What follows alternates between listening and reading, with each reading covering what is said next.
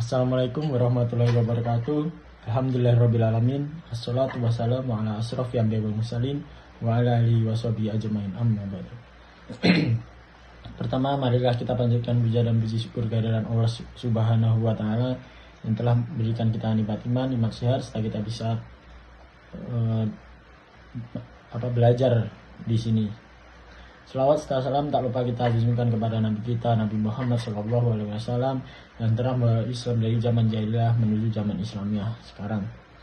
Di sini saya akan mempresentasikan tentang akhlak kepada Rasulullah SAW yang menjadi fondasi kehidupan Muslim berdasarkan buku kuliah akhlak karya Dr. Yunahar Ilyas LCMAG, disusun oleh Agus Gilang Amanda Naufal Anafis dengan NIM 2100184886.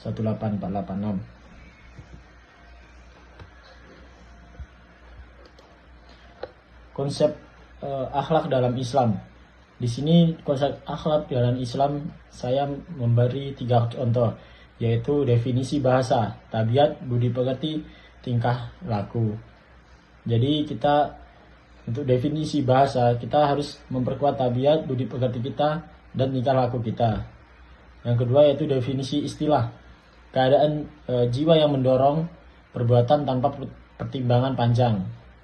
Jadi kita harus mempertimbangkan lebih panjang lagi untuk mendorong perbuatan kita.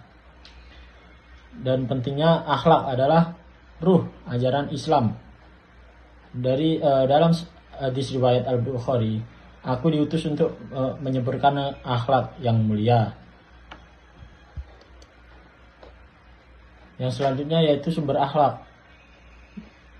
Sumber akhlak yang saya dapati yaitu ada 2 poin, yaitu Al-Quran dan As-Sunnah dan akal.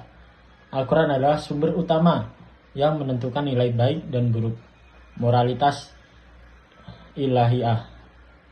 Dan As-Sunnah dan akal, As-Sunnah teladan Rasulullah, yaitu dari perkataan, perbuatan, ketetapan beliau. Akal dan nurani membantu internalisasi nilai. Jadi dalam akhlak ini ada hierarki. Yang pertama yaitu akhlak kepada Allah Subhanahu wa taala, yaitu dengan keimanan, ketaatan, syukur, ikhlas dan tawakal, yaitu itu adalah fondasi utamanya. Dan yang kedua, akhlak kepada Rasulullah SAW, yaitu sebagai jembatan untuk mengikuti Rasul, melengkapi akhlak kepada Allah Subhanahu wa taala. Dan yang ketiga, akhlak kepada sesama, meliputi diri sendiri, keluarga, manusia lain dan alam. Jadi kita meskipun kepada alam, kita juga harus memiliki akhlak yang sama. Dan kedudukan Rasulullah SAW itu adalah sebagai uswatun hasanah. Dalam Quran surat Al-Ahzab, Rasulullah dijelaskan Rasulullah sebagai suri teladan yang baik. Jadi kita segala sesuatu yang kita lakukan itu adalah mengikuti Rasulullah SAW. Yang kedua, penyampai risalah. Quran surat Al-Maidah dijelaskan beliau menyampaikan wahyu dan petunjuk. Jadi kita ditunjukkan oleh Rasulullah, ditunjukkan mana yang baik dan buruk. Yang ketiga, ketaatan sebagai ibadah.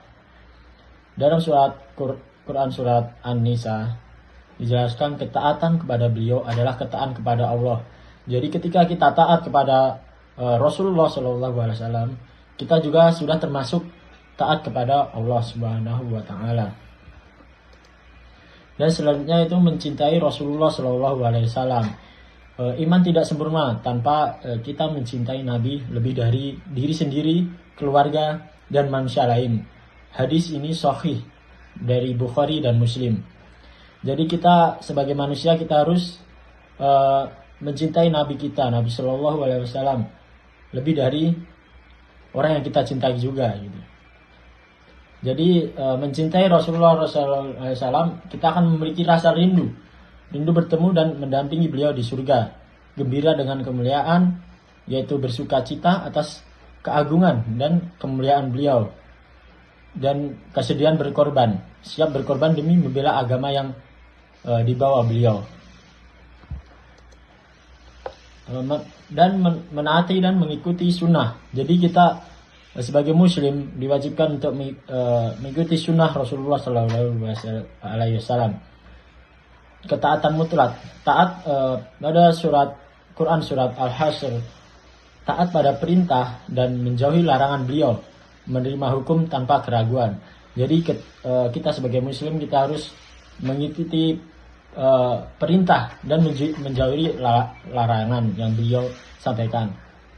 Itiba atau teladan, meneladani aspek qauliyah, fi'liyah dan takiririyah dalam ibadah, muamalah dan akhlak. Hindari bid'ah. Bid'ah merusak penghormatan pada kesempurnaan ajaran beliau. Jadi kita dilarang untuk mendekati bid'ah karena bid'ah itu kejam, seram. Dan kita tidak lupa untuk selalu bersolawat, salam dan memberikan penghormatan. Bersolawat, Allah dalam Quran surat Al-Ahzab, Allah dan malaikat bersolawat. Kita diperintahkan memohon rahmat, kemuliaan dan keselamatan untuk Nabi SAW, yaitu dengan dalam sholat tahiyat akhir kita harus khusyuk. Ketika nama beliau disebut kita harus khusyuk, kita harus memasukkan ke dalam hati. Hari Jumat dan setiap kesempatan. Jadi kita setiap hari Jumat selalu harus mendekatkan diri kita kepada Allah dan selalu mengingat Nabi kita, Nabi SAW, Nabi Muhammad. Tidak lupa juga kita untuk menghormati ajaran dan keluarga Nabi. Yang pertama yaitu hormati as-sunnah. Jangan meremehkan atau menghina ajaran beliau. Beradab dalam mempelajari dan meriwayatkan hadis. Jadi kita dilarang sebagai umat muslim untuk meremehkan beliau, yaitu Nabi kita, Nabi Muhammad SAW, dan selalu memberikan adab yang baik kepada semuanya makhluk hidup. Yang kedua yaitu hormati ahlul bait, cintai dan hormati keluarga Nabi serta ummahatul mukminin. Jadi kita harus mencintai keluarga Nabi, tak lupa juga kita harus mencintai Nabi kita.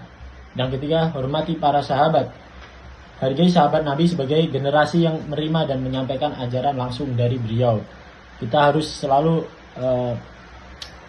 menghargai sahabat Nabi kita.